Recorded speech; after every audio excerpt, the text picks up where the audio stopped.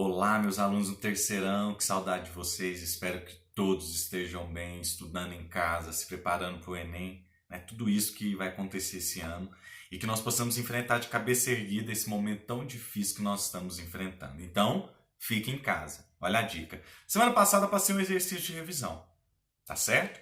E essa semana eu vou apresentar para vocês dois artistas continuando a nossa revisão sobre o Renascimento. Tá? Então, esses dois artistas de hoje, eu vou apresentar o primeiro, Piero della Francesca, esse artista que gostava de trabalhar a geometria do humano, tá? A simetria. Ele era muito cauteloso, muito cuidadoso para trabalhar com as alegorias, os cenários das suas pinturas. Tá? E é interessante perceber agora que nós temos então uma reflexão da geometria do humano já no Renascimento. Como eu expliquei para vocês, a questão do homem vitruviano de Leonardo da Vinci, nós já refletimos anteriormente, e agora nós vamos pegar as pinturas de Piero della Francesca para a gente fazer a reflexão de hoje. Ele e mais Sandro Botticelli. Tá certo? Então aqui nós temos a pintura, né? Battista Sforza e Federico de Montefeltro. Essa pintura aqui feita por Piero della Francesca. Então o que acontece? Aqui nós temos então o artista, ele mostra para nós as suas formas geométricas, né? Um aspecto interessante é que cada personagem está isolado numa pintura diferente. São dois quadros, dois painéis de madeira. Tá? Mas a mesma paisagem do fundo é estabelecida. Então a gente percebe a unidade que esse artista traz nessas duas pinturas, né? O Duque e a sua esposa. Então o que acontece? Né? É interessante perceber, né, que ele coloca então para nós a apresentação do feminino e do masculino, tá? Nessa pintura. Outro artista interessante que nós vamos refletir também, né, bem rapidinho um vídeo, só para vocês entenderem um pouquinho, que é a nossa revisão do primeiro colegial, é o Sandro Botticelli, que também foi um grande artista do período Renascimento e muitas vezes pouco lembrado e que é muito cobrado nos vestibulares e Enems aí que vocês vão fazer daqui para frente. Espero que sejam poucas provas, quero todos vocês aprovados, tá? Mas o que acontece? Nós vamos refletir também um pouquinho, porque o que tem do Sandro Botticelli? Ele gostava muito de trabalhar a mitologia, né? A mitologia era o ponto fundamental, né, de Botticelli. E eu trouxe para vocês três pinturas, né, para que vocês possam refletir. Primeiro, duas pinturas que ele trabalhou os elementos já da mitologia e uma pintura que trabalhava o lado cristão, uma pintura mais religiosa. Mas lembrando que a Igreja Católica nesse período, ela financia, né, os artistas do Renascimento. Era um dos mecenas que financiavam a arte nesse período. Aqui nós temos a primeira pintura de Sandro Botticelli, tá? O Nascimento de Vênus. Então, nessa pintura, o que ele coloca para nós?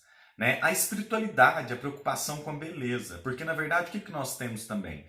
Que na época, né, na época das grandes civilizações, Grécia e Roma, principalmente na Grécia Antiga, a valorização da beleza era muito evidente. E aqui nós temos a Vênus, né?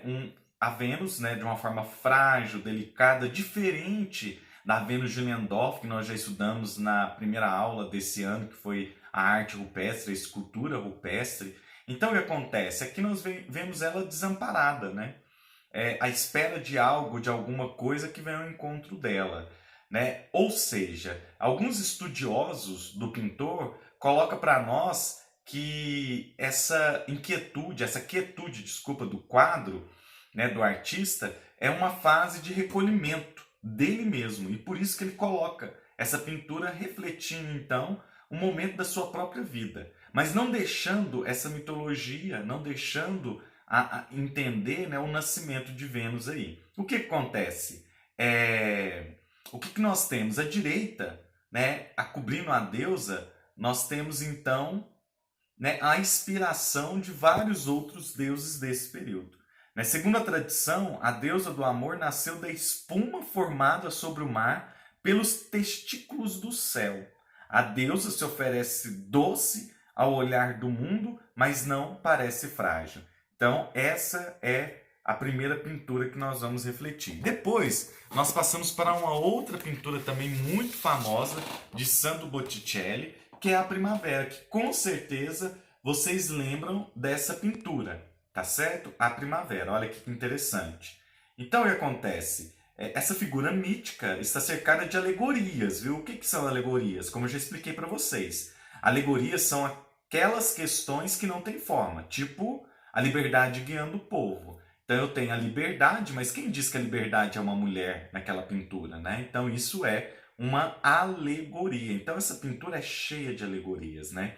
No lado direito do quadro e à esquerda de Flora, encontra-se Clóris, deusa do mesmo nome entre os gregos, e Zéfiro, o vento oeste que se casou com Flora.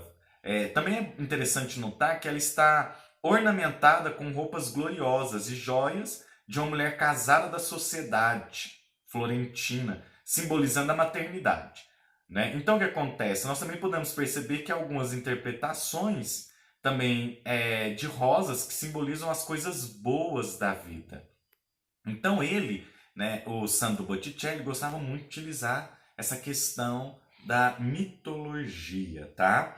E também vale notar nessa pintura a semelhança do rosto da Vênus e a primavera. Na primeira pintura, os rostos semelhantes. Bom, e na última pintura de hoje, nós temos então essa pintura maravilhosa também, a Lamentação, né, de Sandro Botticelli. Né? Então, aqui nós temos a figura de Cristo morto, que é o centro da atenção, nós percebemos isso, né? E também pela coloração, né, esbranquiçada do corpo de Jesus e do sudário. Aqui nós temos um dos primeiros momentos que retrata também na pintura o sudário. Né? E a Virgem Maria, Nossa Senhora, se esforçando para segurar o seu filho. Então a gente percebe aí uma verdade, né, que muitos dos renascentistas gostavam de realizar. Tá? E aí nós temos José de Arimateia, que elevando seus olhos aos céus, né, que isso mostra a questão da paixão, do amor por aquele momento. A Maria Madalena acariciando os pés de Cristo.